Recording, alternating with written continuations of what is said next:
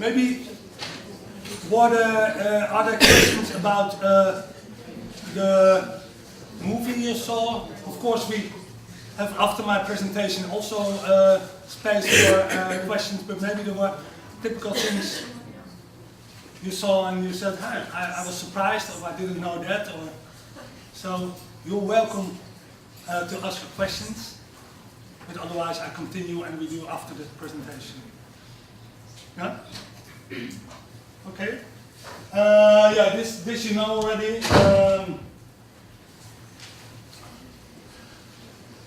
Again, MDFT, I think that's very important. It is an evidence-based method. That's also the reason why we want to stay in contact, not in the way like MST does it, that we as trainers, even after 6 years or 7 years doing MDFT, that an MDFT trainer is still following my cases. No, not in that way, but we are an evidence-based method. We are semi-protocolized, we say, in that way, and that means that you still need, even after 6 years, to look how it is with your program integrity, how it is with your adherence, and all that kind of stuff. So even now, doing MDFT 10 years, sometimes I need my supervision. When we start, we do a lot of supervision. We start with case review supervision, tape review supervision, and live supervision. I will come back to that later, but I think that's important to know. And that's also what therapists like very much in MDFT. The way that they are guided by supervision. I think that's very important. I don't know what's your experience, but in the Netherlands, before I was doing, I told you already before, cognitive behavior therapy, I was used to close my door and my session with the adolescents was my session, and in some way like it is in my store. Every therapist has his own store, and nobody looked in each other's kitchen. I don't know how it's here, but and now by taping more our sessions, we are and creating a safe climate in the team. That's very important. You can look into each other's kitchen, if you understand what I mean. How another one is doing therapy and things like that.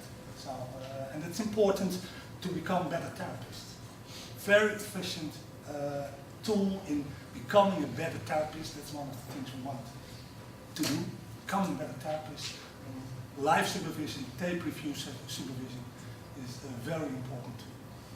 That's always what we get back. Yeah? Yeah, and of course, the last one, it's therapy, but it's also combining it with doing practical work in the school domain and doing out-office treatment. Of course, we also do treatment at office, but I cannot do a treatment without being at home, for instance. I always want to be also to have some sessions at home. You get a picture how people live and how they are living at home and things like that. So it depends on the case how much out-office treatment you do. Goals is always very easy. You can make them, and of course these are important goals, but I think you have them in mind in your own cases. The therapists here that are here now, you also have this kind of goals also in your mind. We put them on the slide to show you that it's not only about, for instance, juvenile delinquents, recidivism. Preventing, of course, reduce risk behavior. Of course, we try to reduce recidivism. That's one of our main tasks in working with juvenile delinquents. But it's more than that. We are not, if juveniles using drugs or using a lot of alcohol, we are not focusing only on the drugs or the alcohol or the crimes. We're focusing also on the other goals. Because we believe that improving school functioning, improving family functioning, that it also has an influence on the recidivism, on the drug use and alcohol use.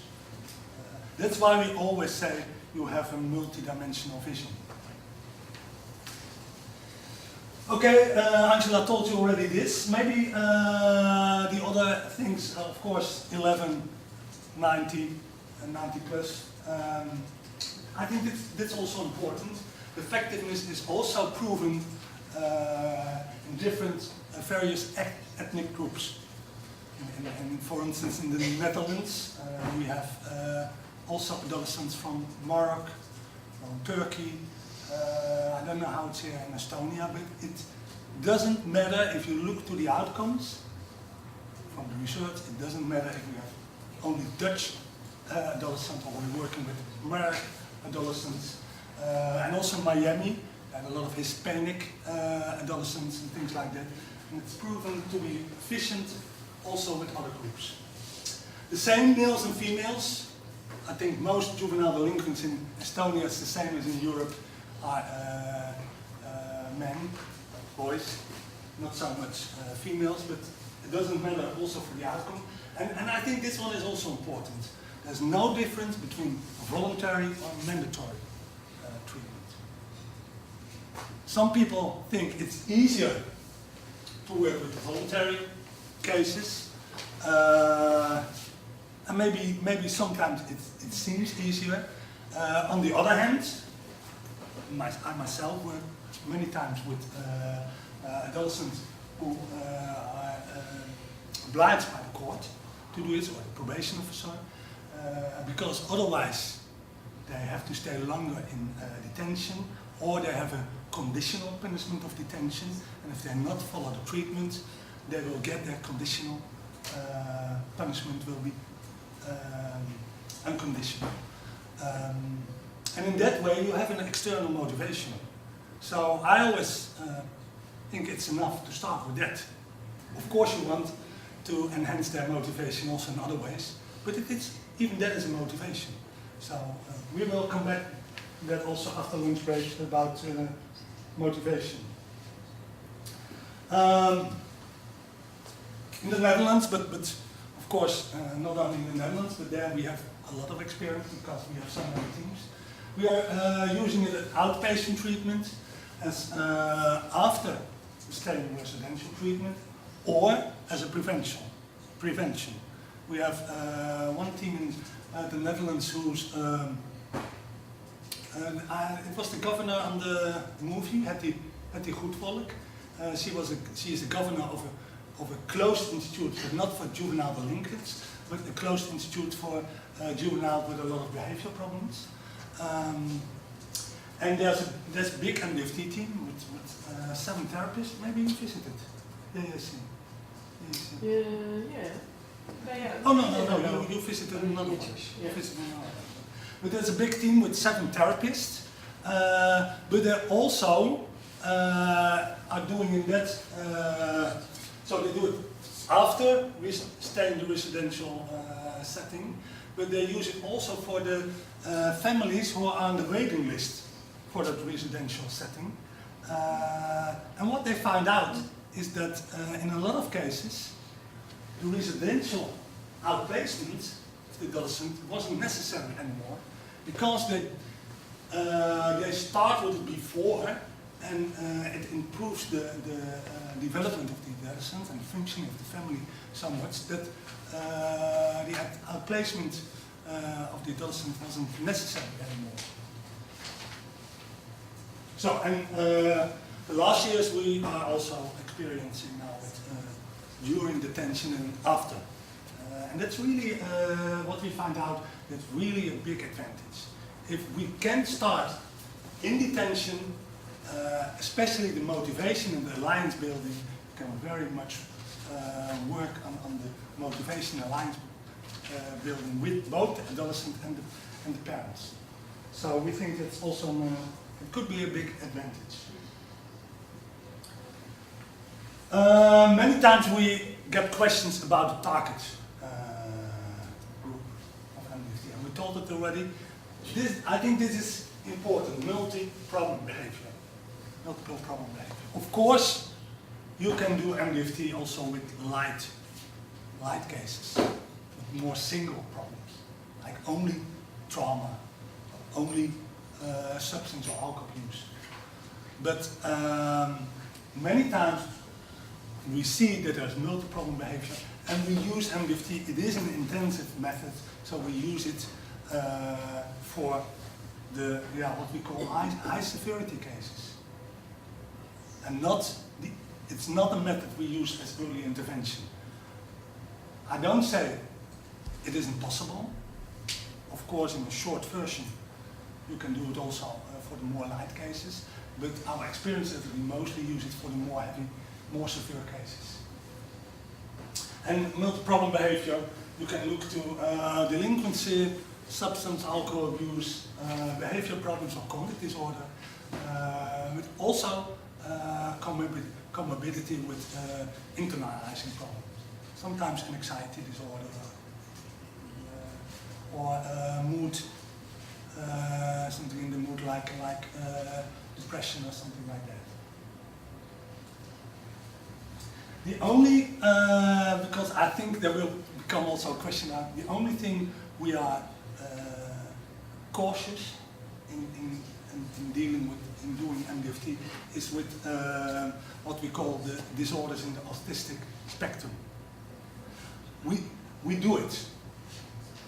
I have to say you that if we look to the family therapists like MST, MDFT and FFT, there's no proof already that it's working for instance, the adolescent with the PDD and NOS. You know it, the pervasive developmental disorders. But of course there are a lot of things to do, especially in the parent domain.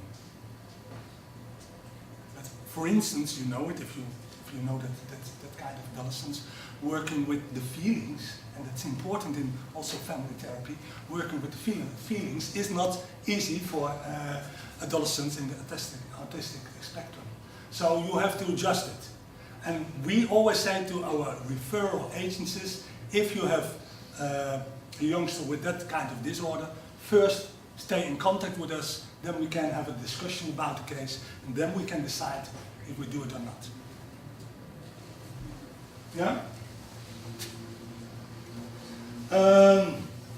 Yeah, that's what I said already before. We use it for the more higher levels of care. So mostly you start with the step care model, like with light problems, early interventions, and we say do MDFT more for the severe cases. When it's not so severe, that there's inpatient treatment needed.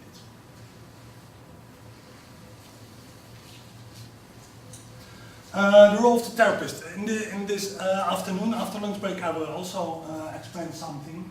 But this is in general what we do. And I like very much that the first point is instill hope.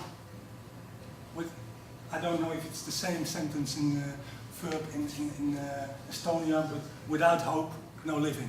So I don't know if it's a verb, but it's very important. That's one of the main tasks and the start for therapists, to give hope.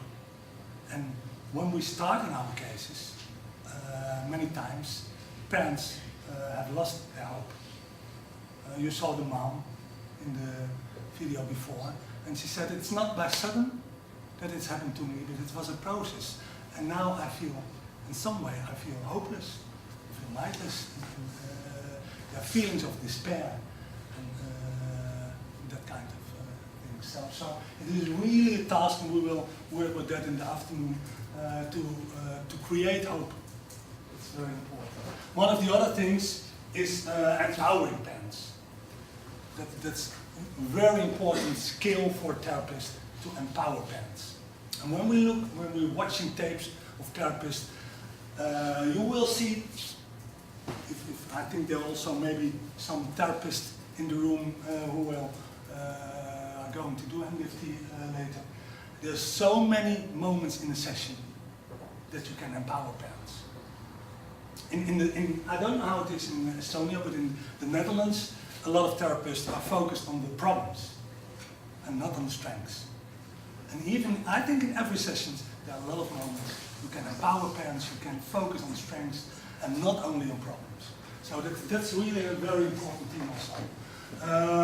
Yeah.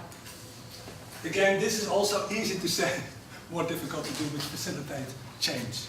That's all why we're here and what we want to do, change. I think that's the biggest word. What is our task as therapists? To create change.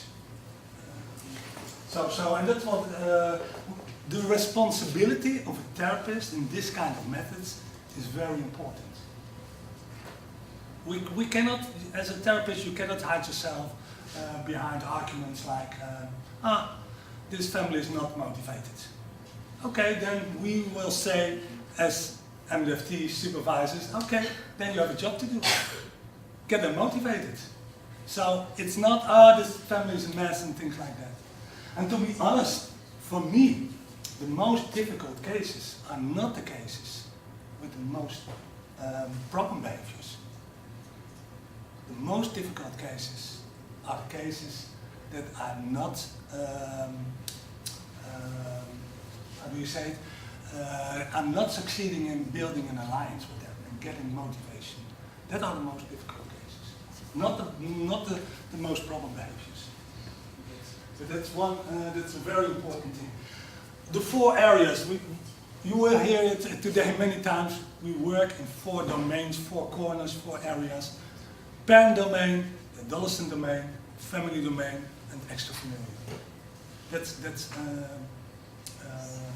where we work, and that's our vision. I said it also before. Case management is part of an MDFT therapist.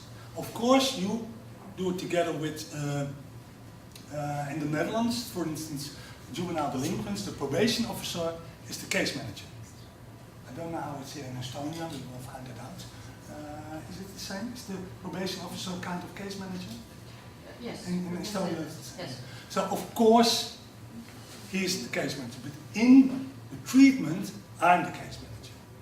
Also, I'm a therapist and I'm a kind of case manager.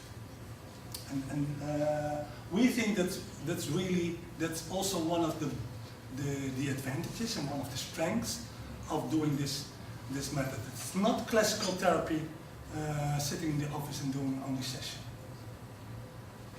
It's go out of your room and do some work. We said an MDFT therapist has also to be willing to stand with his feet in the mud. Is that, do you understand that? So if you want to be a very classical therapist and sit and listen and you don't want to do practical things, I advise you not to do MDFT. Then you will not become happy. I will say. This is important, and Angela said it already, we always get questions about this. Huh? I have my free time, my private time. Yes, me too. I cannot live without good privacy and my private time and my free time. And of course, in the weekend I go out and I have sometimes festivity to celebrate, and I have birthdays and all that kind of things. And life is just normal for me. And I said, the only thing what we want is no 9-to-5 mentality. I think that's the biggest message. The evidence-based character of MDFT is not that you have the phone on for 24 hours. The evidence-based character of MDFT is more that you know not having only a 9-to-5 mentality.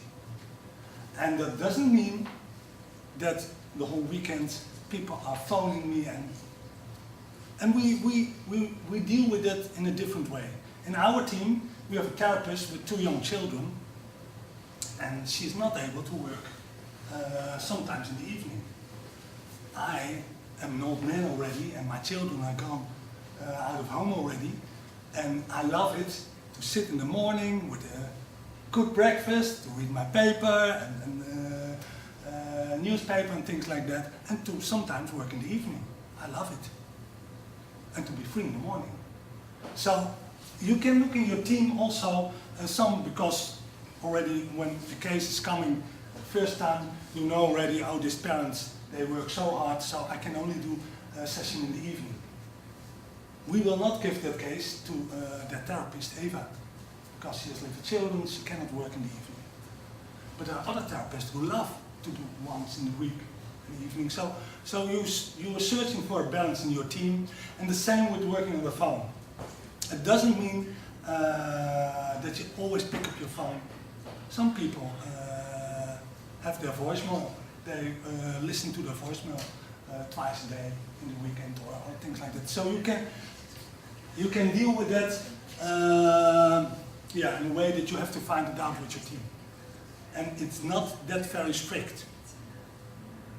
But what is strict is that we don't think it works only with a 9 to 5 mentality. I think that's the biggest thing. Yeah? The 4 domains, I told you already, and this is more to make it, to visualize it. Here you see the domains: adolescent, parents, family, extra-familial. That's in kind of nutshell the model of MDFT, and we have sessions with all that kind of subsystems. In the past, doing family therapy was only working with the whole family. I think FFT, functional family therapy, I like it as a method, but one thing to criticize it, I think it's a little bit old-fashioned to work only with family. I think it's now more, how do you say it, modern, to work with the subsystems. Of course, this is one of the main things, but it's very, I like it to work also separate with the parents, to work separate with the adolescents. And mostly, my sessions with adolescents, my sessions with the parents, they are also kind of preparation for family sessions. You know, and on other moments, I work with parental skills. Sometimes you train even parents in some parental skills. I don't want to do it in front of the teenager.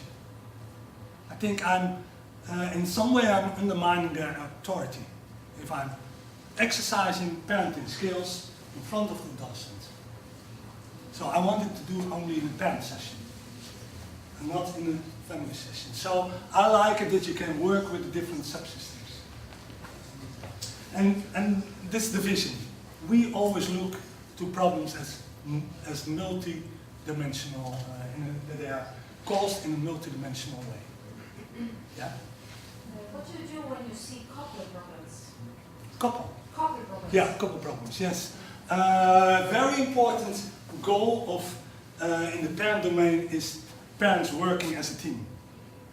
But many times, or several times, they are not working as a team. So it is a very important goal to work with that.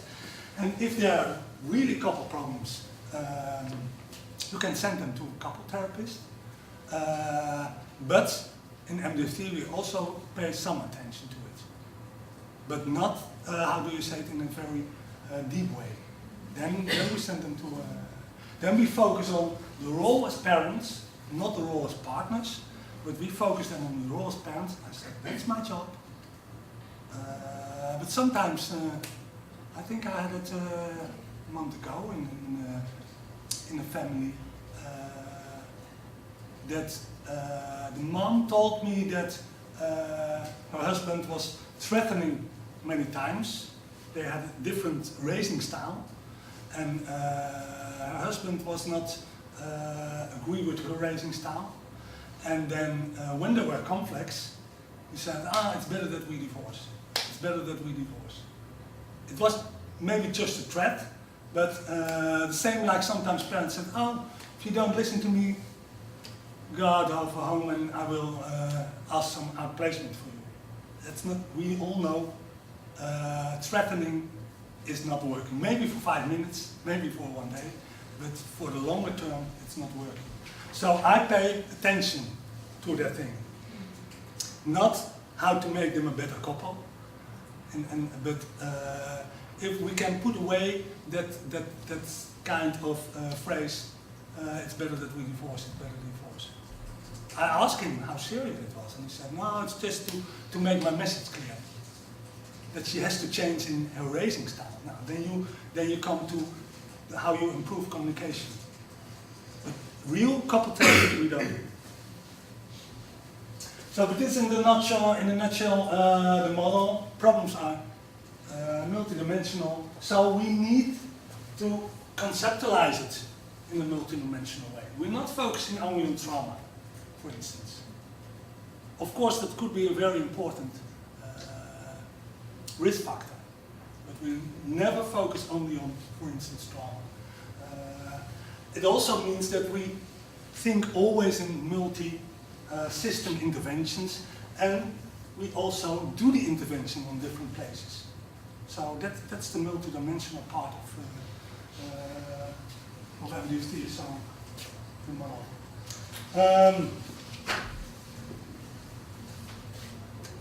I always talk too much, and then I have too much slides, so just have a look. The adolescent, of course, the adolescent is the identified patient. But I think the good thing of doing multidimensional family therapy and doing family therapy more in general is what I think also Hetty Goedvolk, the governor of the GAC, said it in the movie. It's good for the adolescent to know that he's not the only one who has to change. Also the parents has to change. And I think that's an important thing always when you work, in my opinion, also with juvenile delinquents. Very important. Of course, they are the ones who are referred because they have committed crimes or they are using too much substance or alcohol, I think like that. Another thing is, of course, we also focus on the risk behaviors, but another thing is we're focusing a lot on relationships. When Angela told you the differences, for instance, about MST and MDFT, I really do agree with what you said. We are very glad that we have this kind of family therapists for juvenile delinquents also. And that we're not working only with the adolescents. So, and maybe for 80% there are similarities. But there are some differences, and one difference I want to admit to what Angela already told you is that we pay a lot of attention to the affective system.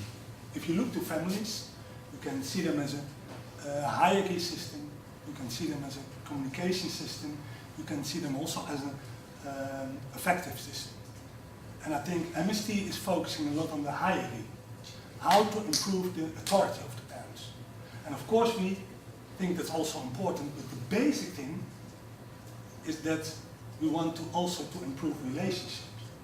And many times I said, for instance, to parents, okay, of course, you can expect from your son he changes his behavior. But you as a parent also have to invest in a better relationship with your kid. And we have trained in the Netherlands, but also in the United States, several times also therapists who have done MST before, and they always say they like it very much that in MDFT you pay attention not only to the hierarchy, authority of the parents, but also to the relationship and affective part of the family system. So, and you start with it also already in adolescent sessions. And again, adolescent sessions, of course, are very preparation also for the family sessions. The parents, I told you already, this is very important, increasing the love and commitment. And not in an American way that you hug them every day and you say, oh, I love you and you are wonderful and things like that. No, we don't do. In the Netherlands, we don't do it that way. And in Finland, they also don't do it that way. But I think it's human nature that we all need love and commitment. The way parents express it is the way, yeah, it's maybe a cultural way. But that also adolescents, in some way, they're still kids and they need their love and commitment. So we think it's a very important part. And the Finnish, for instance, were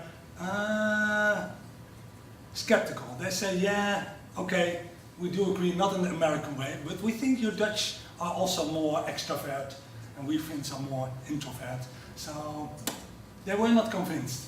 And now, after doing that already many years, I like to see tapes, many tapes that they work with this part, and they love it.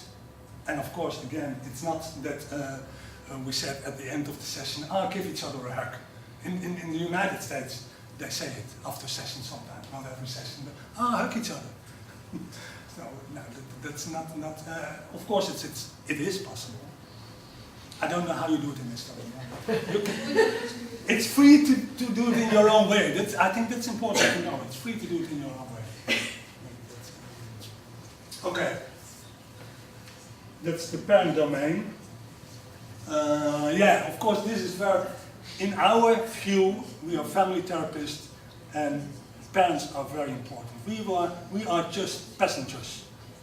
So it's always, in my therapy, it's always find the balance by stimulating and sometimes maybe taking over, but only if I take over some things.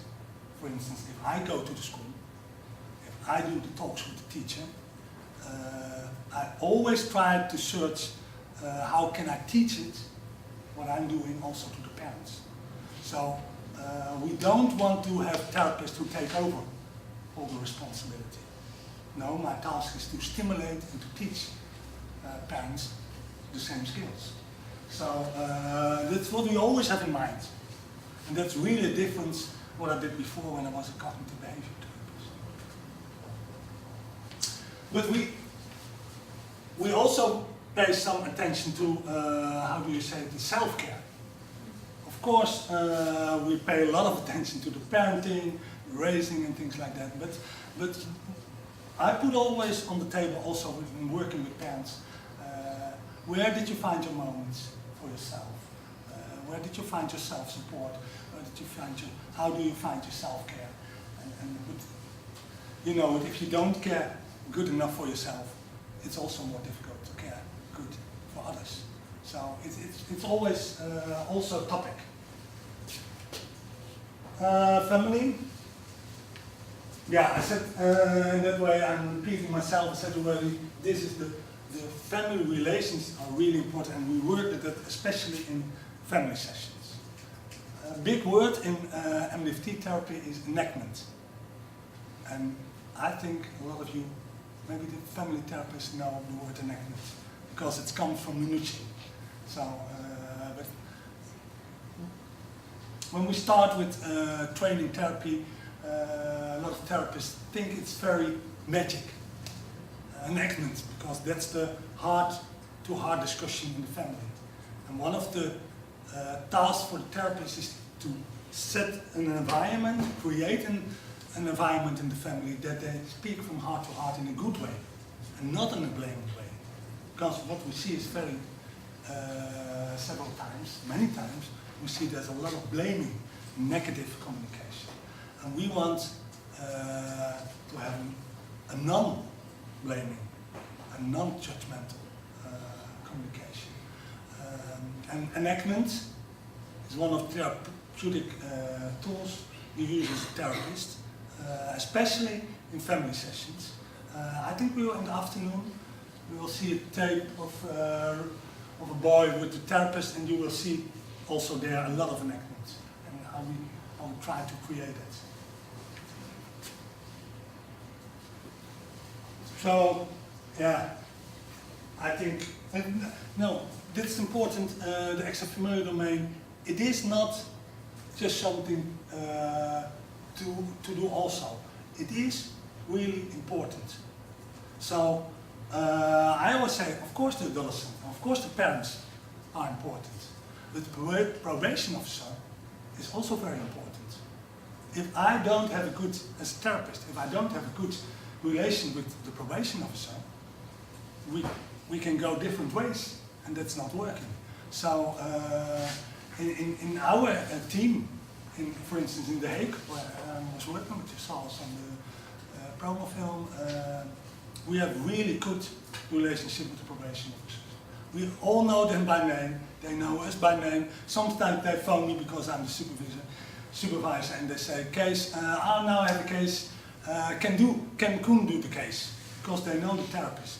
Because Koen, I think that's typical case for Koen, for instance. So we think as therapists it's important to have your connection with the referral agencies.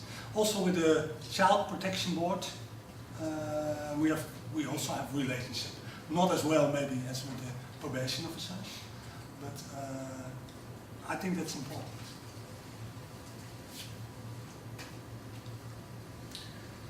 Then we work with a treatment plan. Angela told you already, we work with 3 stages. The first stage, motivation stage, assessment stage, and then in the second stage, requiring the change, working the teams. Then you have your treatment plan. I think you used to work with a treatment plan. The thing is that in MDFT, we have a treatment plan with goals in different domains. So we have goals in the parent domain, in the family domain, in the adolescent domain, and in the extrafamilial domain. Some examples, I'm not going in very detail to that. I hope in the workshop some things will become a little bit more clear. Although I have to say that, of course it's always difficult because there's so much things to tell, to give in a short way, very concrete view. I will give it a try in this afternoon. Of course, these are goals for the adolescents, goals for the parents. We spoke already about it. Goals for the family. It's also important. Family is a learning environment, so in the sessions we do with the family, we really try to create a new experience. If there is so much blaming communications, we try to prepare the parents to do it in another way. And we believe that's one of the core principles in the theory of change. You know, every method has its own theory of change. And in multidimensional family therapy, one of the important core principles in the theory of change is to give them another experience in the therapy. For instance, in the family. That if there's a lot of blaming discussion, and if I could prepare a topic with the parents and also could prepare them to talk with their boy in another way. Not only by preaching, well, you don't have to go to the friends, and why are you using so much alcohol? And mostly it's coming in this area and it's going out in that area, because they're used to that kind of preaches. So we try to learn parents to communicate with our adolescents in another way. And we believe as a learning principle, if they have that new experience in the family session, then you will see that they will use that more and more. Not by only explaining it to them. Insight is not the biggest goal.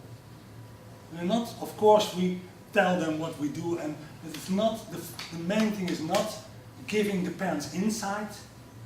If you do this, then that. Of course, we do it also. More important is give them a better experience. But I have a question regarding certain restrictions for parents. Yeah. Like, are there any disorders that you think that it's not really suitable to have this therapy, like personality disorders or depression or something like that? Are there reasons why we not want to work with this family? That's in the parents, reasons in the parents, in the disorders of the parents. Yeah, one of the criteria is there is at the minimum, one parent who is willing to cooperate.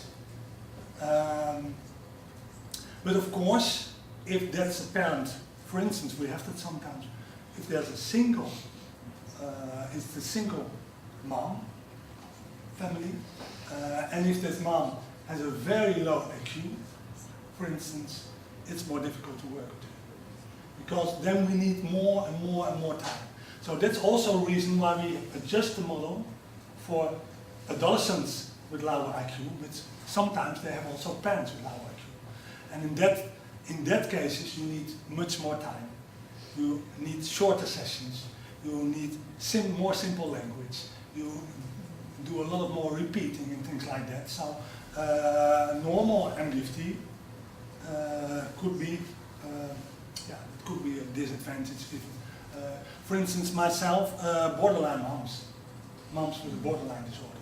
If there's not also, for instance, a father who's only single mom family and mom has a borderline disorder, we can do sometimes MDFT, but I know it will be very difficult because this mom is going up and down and up and down, and so therefore it's so important that you have a team and have a good connection with your referral agencies, because there are borderline moms who are more stable. They're still going up and down, but in some way they are more stable. And there are more borderline moms who are so up and down that it's, that you first want to get more stability in the family. So again, but maybe that's not the answer you like, but it depends also on the case.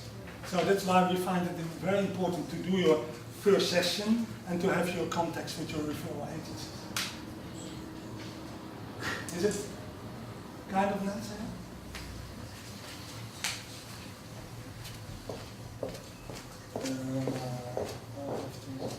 Yeah, I think Angela told you already there's 3 stages. In this afternoon we will pay some, especially more attention to stage 1. And that's the stage of assessment, alliance building, motivation. One of the things we saw in the Incan research is that very high treatment retention when you compare to others. And to admit what Angela said already about the Germans, they also had some high treatment retention, but still it was a difference of 20% with the MDFT treatment. They were the teams that did the most. In the individual therapy, they were allowed also to once a month a family session. For instance, in the Netherlands, the individual therapist didn't make use of it, not so much. But in Germany, they made more use of that. It was allowed to have once in a month, even in the individual therapy, it was allowed to have once a month a family session. And for me, it's also proof that the Germans has in the individual therapy higher, that they had a big connection already with the MDFT team in the same building, and they work already for years and years. And that 2 therapists are now MDFT therapists, 2 therapists from Germany. So that was a reason, of course, they were already thinking. But the other thing is that they were also all doing some family sessions. So we think that paying attention to alliance building and motivation is very, very important. The second stage, of course, that's a stage for working on the change. And then the last stage, seal the changes and the aftercare and making a plan. We always end the case with a kind of relapse plan. What have you learned? What kind of bumps in the roads could be there in the future? Sometimes they don't like the question. They say there will not be bumps in the roads anymore.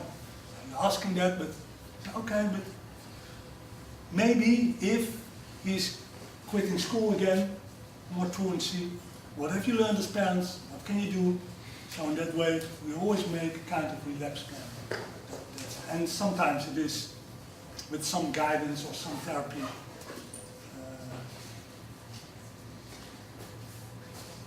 Okay, also because of time, I think I've done my, maybe it's good to do 2 slides. This is the strength of the model. Of course, And not to go to all this, because you will get the slides, so not to go to all this thing. This is important, I think Angela emphasizes it also. MDT therapists like that it is a manualized method. It is working with 3 stages. In all the stages we have interventions in every domain. But we're not prescribing that you first have to do that and then that. In stage 1, in stage 2, you have important things to do, but you as a therapist can choose if you do first this and then that, because every case is unique. The core principles are not unique about how development can go in a very problem way. That's not unique. The case is unique, so we don't prescribe it very strict. And that's what MFT therapists like very much. There will be therapists with a lot of, for instance, knowledge about parenting. You can use that in your treatment from MFT. There will be therapists who have a lot of experience maybe more with adolescents. You can use that in your MFT. So they like that it gives them frame, it gives them structure. It is manualized, but not in a very strict way.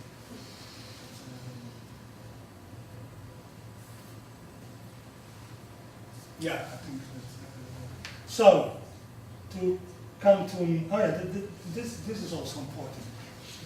Culture shock, maybe it's not a good word, but is MDT different in the United States and in Europe?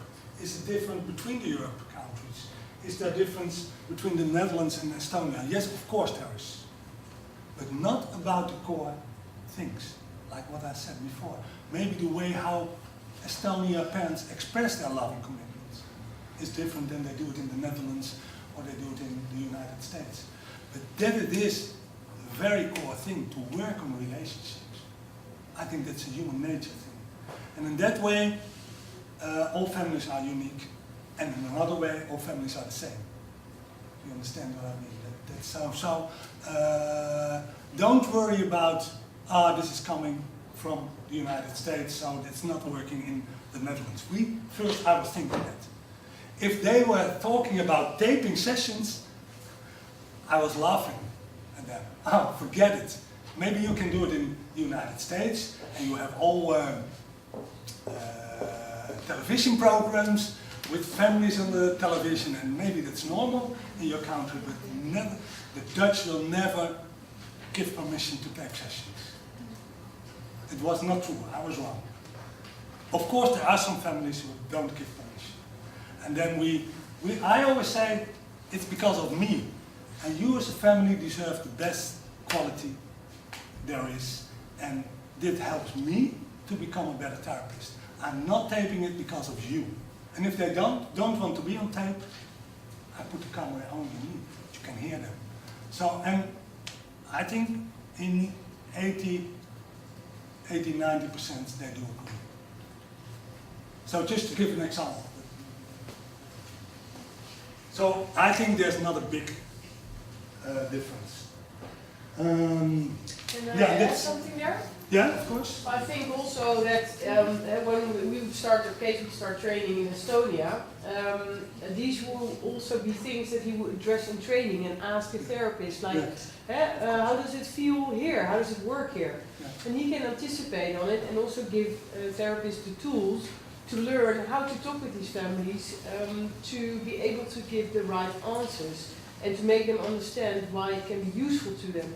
And I think these things or these topics may vary from country to country, but by talking and adjusting things to the country within the training, this is definitely possible.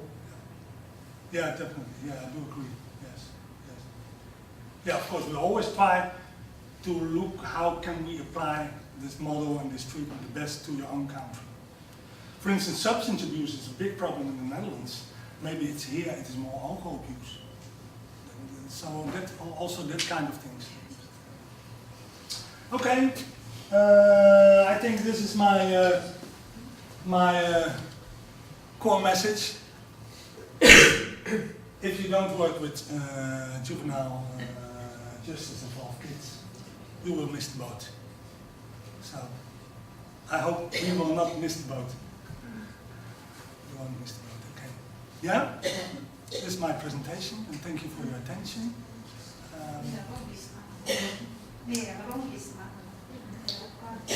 We'll miss the train, not the boat. You will, okay. Yeah, that's okay. Maybe it's good now to look if now you get a little bit more concrete picture of what it is. And of course, I couldn't explain all the things, and I hope in this afternoon it will be a little bit more concrete, practical. Maybe it's now the time to look to your first questions there now, if there are.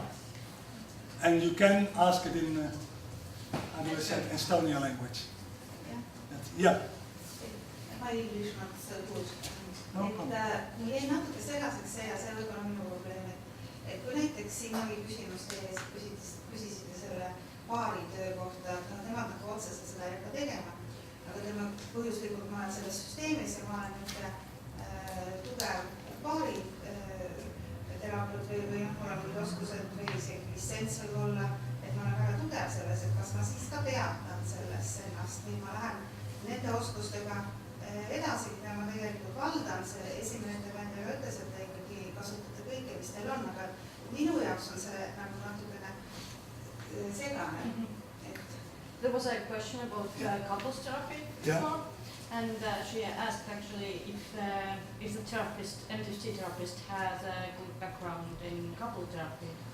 Can the therapist do that? Yeah, and that's the reason why we don't do couple therapy. But if the We pay attention to the more general principles, but we don't do. But if the MTFT therapist knows how to do couple therapy, Very can she do that? Oh, If that way. I- Oh, yeah, I understand. I Oh, would, yeah, I I would understand. very- Yeah. very good. Yeah. If it's Couple one of the, therapist. yeah. And you do the same with the same family, different therapists. Yeah. That's the main Mhm. idea. Your CBT, for instance. When I stopped my skills on... So you just forget that you have very good skills. Yeah. Normally, I would say, what is your, if it's part of your expertise, why not? I'm not, and maybe you heard already in more answers I give to you. I'm not so, I'm more practical than principle in that way. So it's, and again, always it depends. It could be an advantage, because if you have a good alliance with the parents, and it's one of your expertise that you can do couple therapy, so why not? The thing is, but if you are an experienced couple therapist, you know there are also some risks, for instance, because one of the main goals why I'm in this family is because of the adolescent and the parenting part.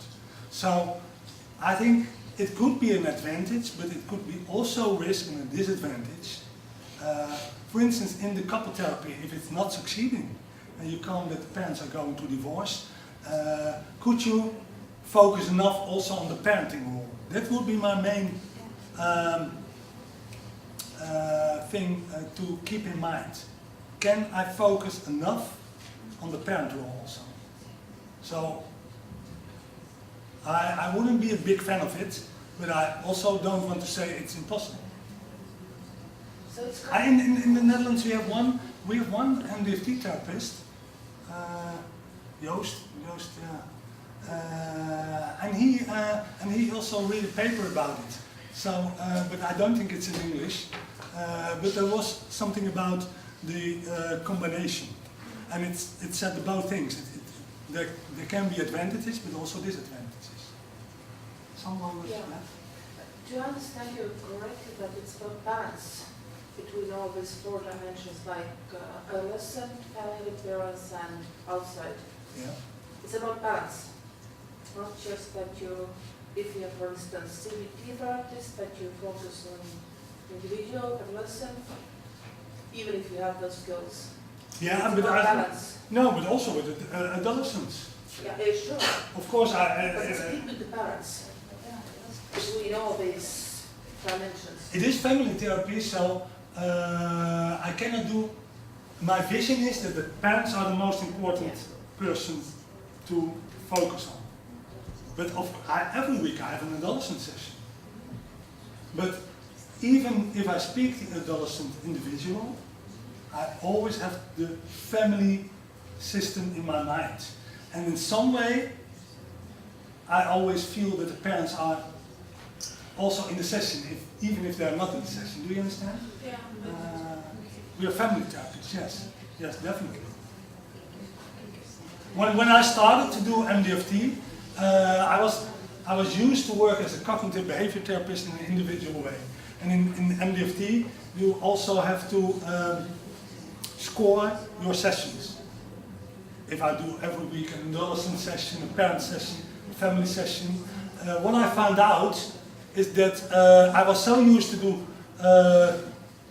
therapy with adolescents that I had more adolescent sessions than family sessions. Because I feel safe in an adolescent session. That was my job. I did already 20 years before. So I had to learn to work with the family. But still, it is maybe, still nowadays I feel it myself as an advantage that I had a lot of skills also to work with the adolescents. Mostly I don't have problems with building alliances with the adolescents. And especially with juvenile delinquents, it is sometimes, and you know it, difficult to build an alliance with juvenile delinquents. And I think it also has something to do with my experience before. Yeah. So. First, is MDFT practiced only in North America and Europe, or elsewhere as well? No, mostly it is in North America and Europe. I think we heard in Heidelberg that, who was it? Who was in Vietnam? Somebody wants to start that, yes. Was it Olivier who told something about it? Yeah. Because he is a French psychiatrist and also the French supervisor and trainer. And but his origin, his ethnic background is from Vietnam, and he was doing there some workshops and things like that, and they were interested. But I think we don't have really experience with doing the therapy there. I see relatively young asset, but and then another question.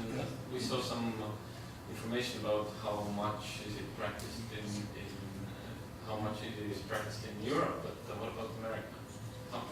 Okay. How big it is, or how? Yes, it's similar because you have a lot of states, and there are how many states? 52? Around 50. Yeah, but there are 55 teams, I think, now in the United States. Yeah. So they're kind of and also in Canada. Also in Sorry? Canada. So they're the state-based. I mean, each state has. Yeah. Yes. For instance, they have. I think there are 6 teams in New York. It's really nice to see. They have a lot of tapes also from New York, and they work also there in the slums. But there are different states where they have teams. Also in Canada, they have some teams. Not so much, but some teams in Canada. 2 teams. Yeah. But in Netherlands, who gives the funding of therapy? It's from the state for the family, or does the family actually pay for it? No, that's a question. No, it's from insurance. There are different ways of getting insured to MDFT. It can be by court, but it can also go via, let's say, a special amount that every Dutch person saves or gives to a tax agency every year. So it's for special cases, and then we also still have the insurance companies. So no, a family doesn't have to pay for MDFT treatment. No. But what now is the case is that 2015 youth care will be going from the government to the municipalities. And this is going to be very interesting because before that the government was funding it from taxes as well.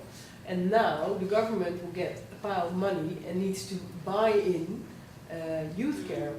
And the problem is that people within the municipalities most of the time do not have the right expertise to even make judgment of what type of care is needed. So what will happen is that MDFT will have a very hard time, and it depends on the institutions. As you've seen, we are almost present in all provinces in the Netherlands. They need to really have negotiations with the municipalities to get this type of interventions also, let's say, incorporated in the list for children.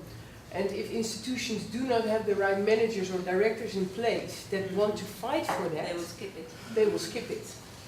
So that will be interesting to see.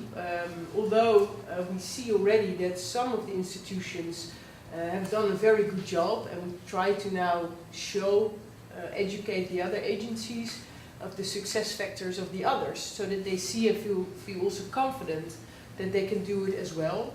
And together with that, still the line is there for us to negotiate with the government and make sure that they pay attention that content is not just replaced.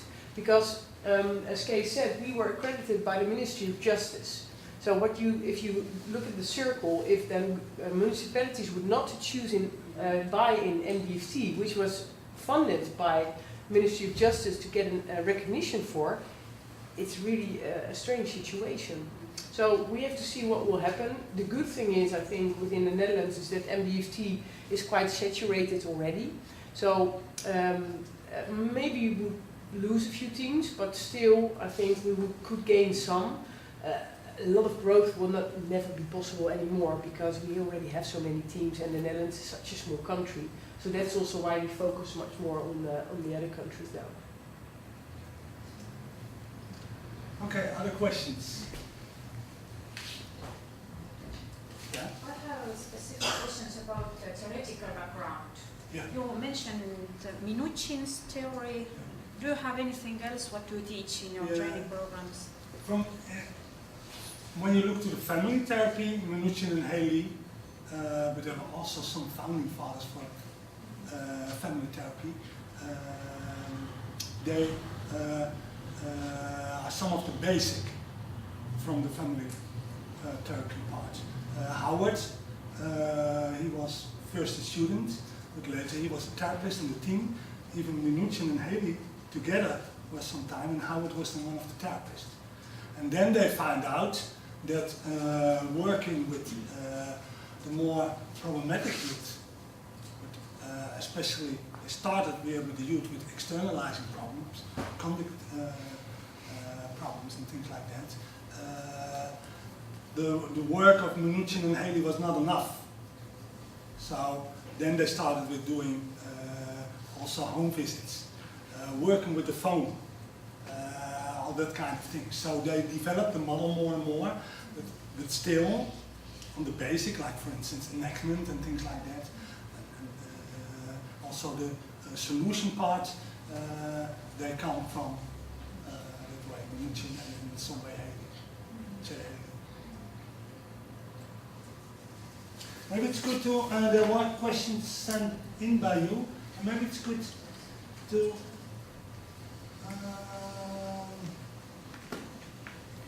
how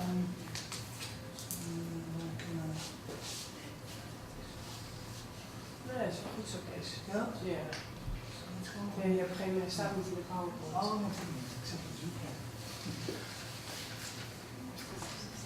Maybe it's good to a little look to all these questions, the biggest pluses. In other programs, are there still questions about it?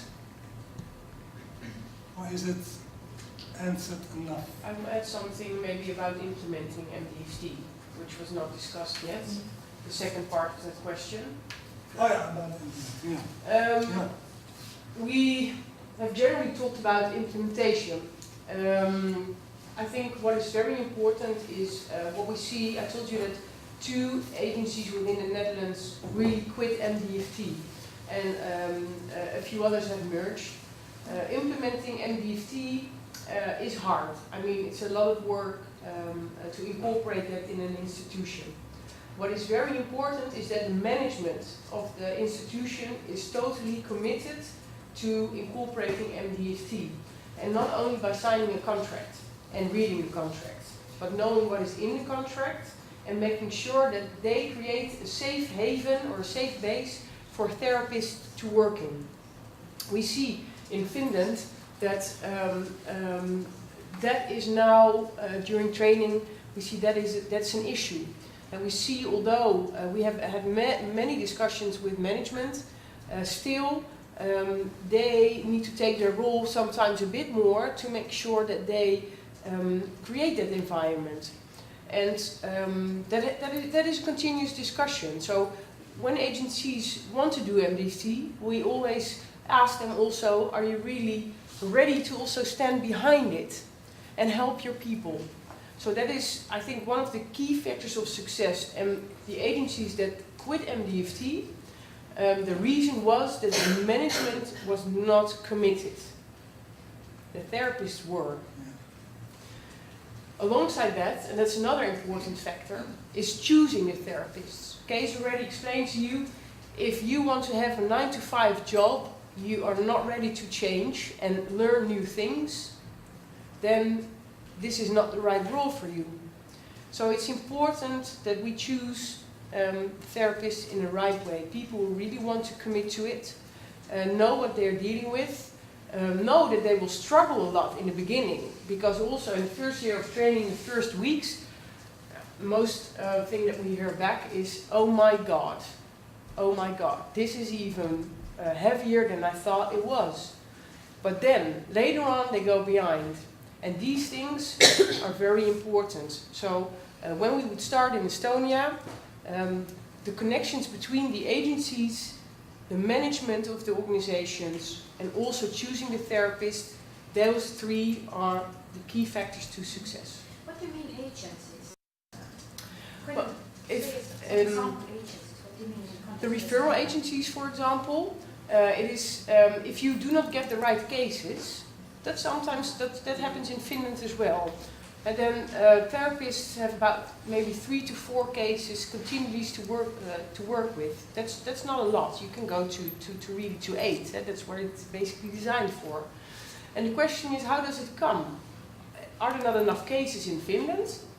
Or do the cases not come to you in the right way? So the connection with the referral agencies for selecting the right cases, which you can really do MDFT with, is very important. If So you're they not have able to to have do the it, knowledge, actually, those people there in the agency.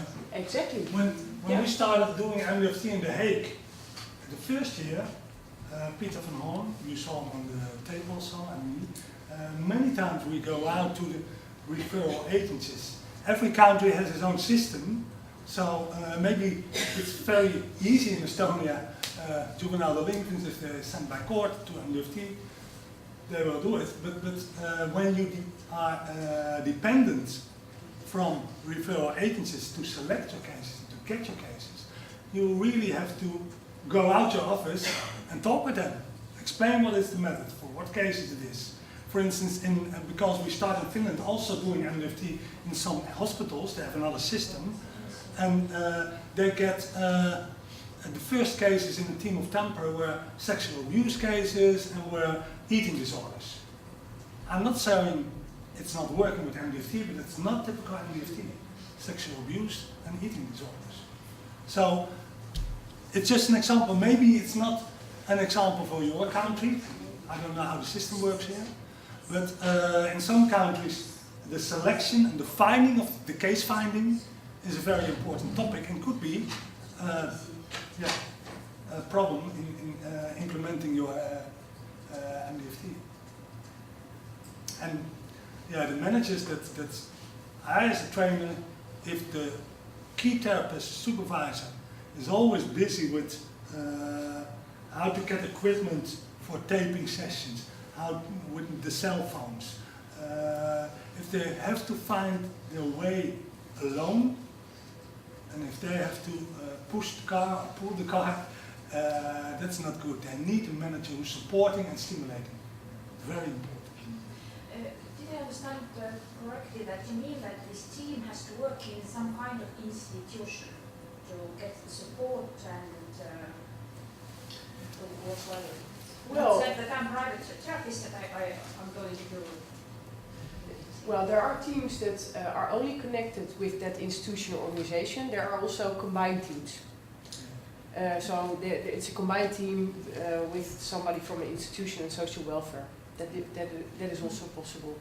So in my case, I was now speaking about a team really connected to one institution.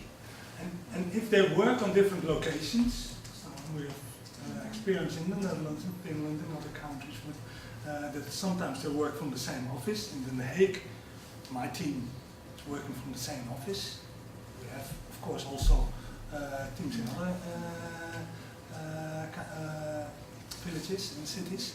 But if they work on different locations, once a week, there must be a moment to come together as a team. Because MDFT is working hard, and you need a team to share your experiences, and of course not on a daily basis. If it's possible, it is an advantage.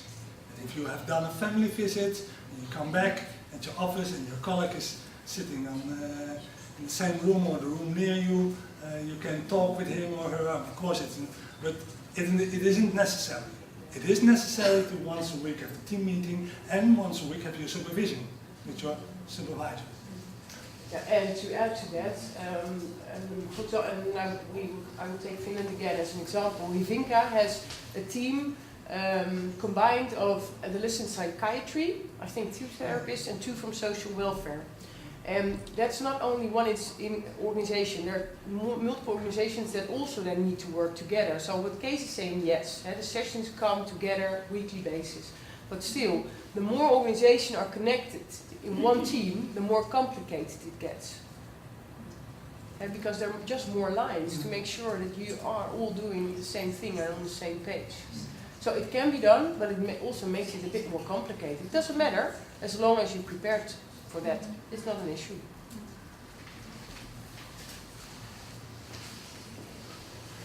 Okay, I think we discussed this because of time. We have 5 minutes.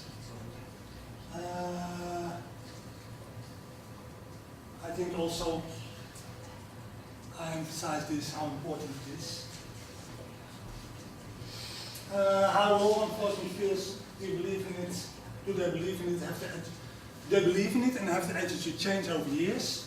I think there isn't a big change, but there's now more trust. When we started, they say maybe it will work. Let's give it a try. And now we see the court really in The Hague. We work a lot with cases who are referred by the court, and we know they have trust in us. So. And you see also, can I add something Yeah, of there? course. You see that, and it's not that I want to speak too highly about MDFT, but you see in the Netherlands, for example, that MDFT has grown so much more rapidly compared to MST and FFT. MST, I think, has about 8 teams in the Netherlands and FFT about 7. Although they were subsidized by the government, we were not. So you see that, and I see that as a sort of, an answer is that all the surrounding associations that we work with and the institutions see it as more added value and have the confidence that this works. How long did it take in the Netherlands to get that trust for the program? I mean, taking into account that actually you already have some similar type of programs running, right? So how Yeah, I think one of the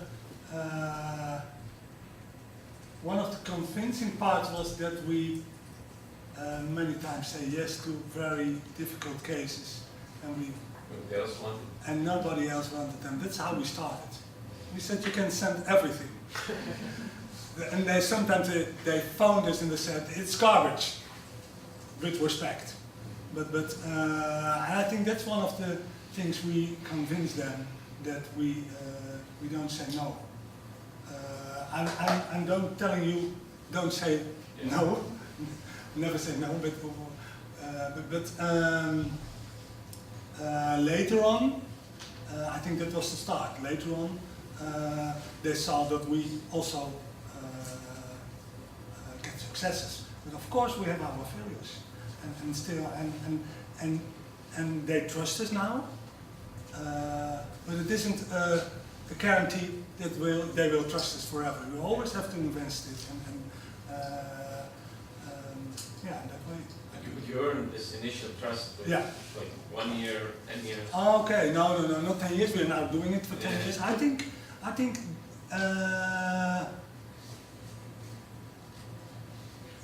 if I have to give an estimate, maybe 2 years or something like that. But we start with, especially the part that we were willing to do very severe cases. That was really very convincing for them. So that was already in the first year. And there's sometimes a difference by the court and the referral agencies like probation officers. I don't know how it works here, but the court can do it in the punishment, but the probation officer is the case manager. And I think we build trust more rapidly with the probation officer than with the court because they are more on distance. So, main problems and misunderstanding, and I think you answered that question already. If not, please tell me if you say how about this or that.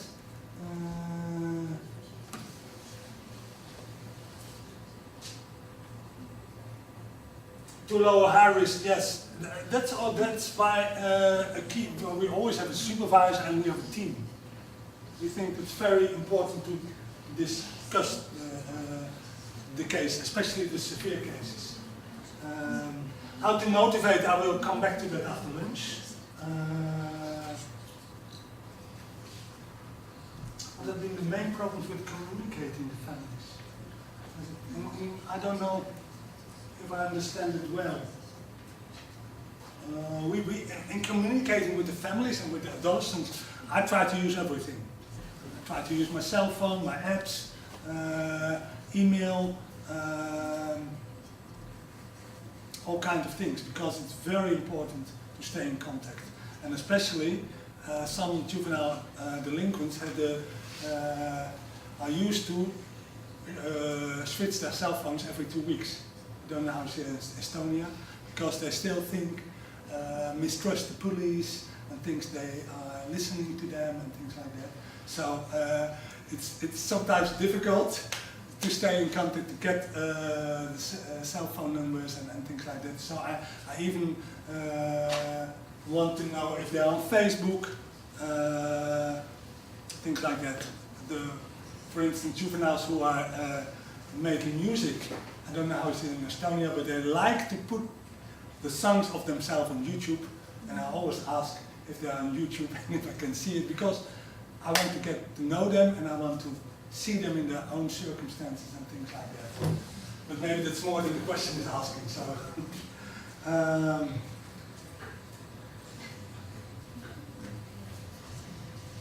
yeah, we can send you, of course, more. There are a lot of PowerPoints about research that have been done.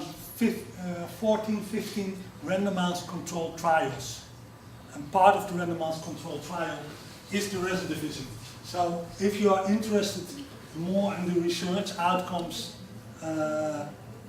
we can send it to you. It's on the website.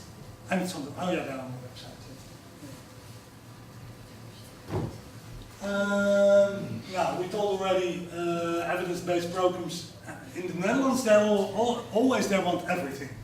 I think we are the only country that has MDFT, FFT and MST. And maybe the United States, but mostly other countries choose for something. But in the Netherlands we want everything. But of course there are other programs, not family-based programs. But feedback, they are positive. Angela told you already about the satisfaction.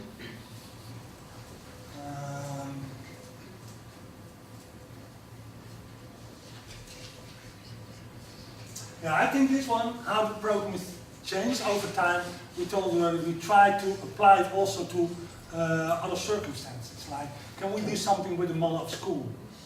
Can we do something with in detention? Can we do something with the lower IQ adolescents and things like that? So I think we also discussed that. I'll give you a lot of examples also, for instance, in Finland, because that's a country very close to you. And this I will also come back a little bit in the afternoon. Criteria for the new therapist. I'll tell you a little bit more about it.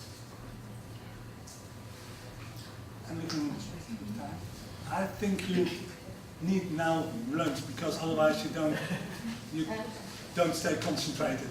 Lõunad pakutakse all sööklast läheb banketisaal ja seal on